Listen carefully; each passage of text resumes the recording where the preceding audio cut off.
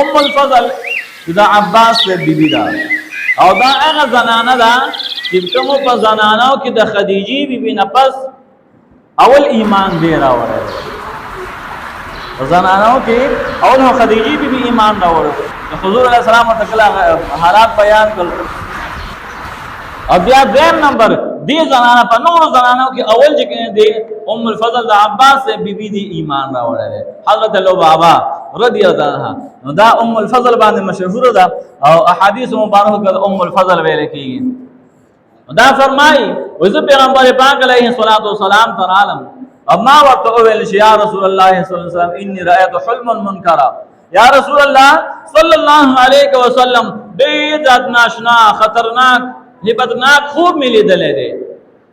وی نبی علیہ السلام دا فرمایل چې څه خوب دی لیدلې دي وی ما چې یا رسول الله ډیر خطرناک خوب دی وی نبی علیہ السلام دا فرمایل چې بیان کا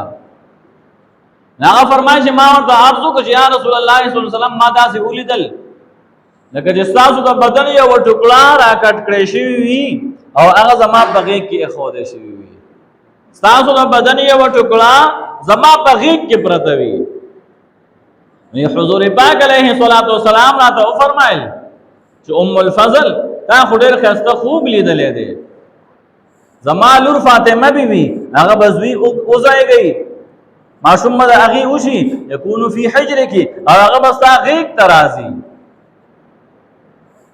ام الفضل فرمایي چې هم حقه شانته اوسه چې څنګه حضور فرمایلي الله تعالی فاطمې بیبي ته زوی ورکړ امام حسین صاحب او هغه زما غېږ ته راغی علما راواغېسته او حضور پاک علیه الصلاۃ والسلام ته مې راوړو حضور پاک علیه الصلاۃ والسلام ته مې پیش کړ نو سید د حضور علیه السلام وی ما یو نظر مې بل طرف ته شو و چې ما خیال وکړو د حضور پاک علیه الصلاۃ والسلام سترګو مبارکو کې اوښ کې وې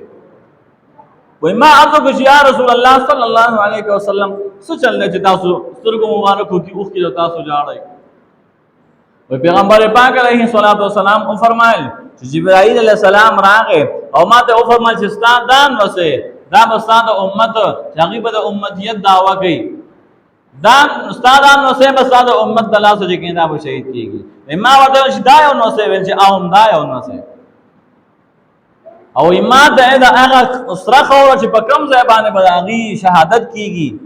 هغه وفات کیږي دا اق زینه ما ته چې کیندا هغه اسره خو عمر اوړه ګورې په څومره ماشوم والے دی بغیق کې ماشوم دی حضور علیہ السلام ته هغه ټیم کې او فرمایل جبرائیل علیہ السلام ته او فرمایل چې استاد دان وسه دا بستاد امت د الله سره کې نه به شهید کیږي او دا هغه زین هغه سره خوره امت راوړله چې په کومه خوره په کومه علاقه کې به شهید کیږي دا هغه زین سره خوره امت راوړله